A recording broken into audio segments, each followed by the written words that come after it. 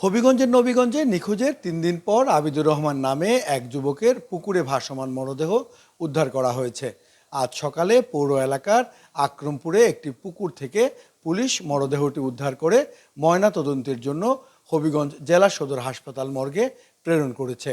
নিহত আবিদুর রহমান নবীগঞ্জ পৌর শহরের আনমনু গ্রামের মৃত মাহাতাব আলীর ছেলে।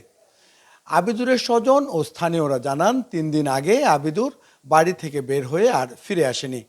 পরিবারের লোকজন বিভিন্ন স্থানে খোঁজাখুঁজি করেও তার কোনো সন্ধান পাননি। তবে এ ঘটনায় থানায় কোনো সাধারণ ডায়েরি করা হয়নি। আজ সকালে আকরমপুর এলাকার স্থানীয় লোকজন পুকুরে একটি মরদেহ ভাসতে দেখে পুলিশে খবর দেন। পরে নবীগঞ্জ থানার ইন্সপেক্টর তদন্ত দুলাল মিয়ার নেতৃত্বে একদল পুলিশ ঘটনাস্থলে পৌঁছে মরদেহ উদ্ধার করে। পুলিশ জানায়, প্রাথমিকভাবে তাদের ধারণা পানিতে ডুবে আবিদুরের মৃত্যু হয়েছে। তবে ময়নাতদন্তের রিপোর্ট পাওয়ার পর মৃত্যুর প্রকৃত কারণ জানা যাবে।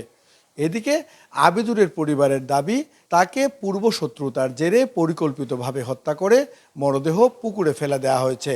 তারা এই ঘটনার সুষ্ঠু তদন্ত ও ন্যায় বিচারের জন্য প্রশাসনের সহায়তা চেয়েছেন। চ্যানেল 5, নবীগঞ্জ, হবিগঞ্জ।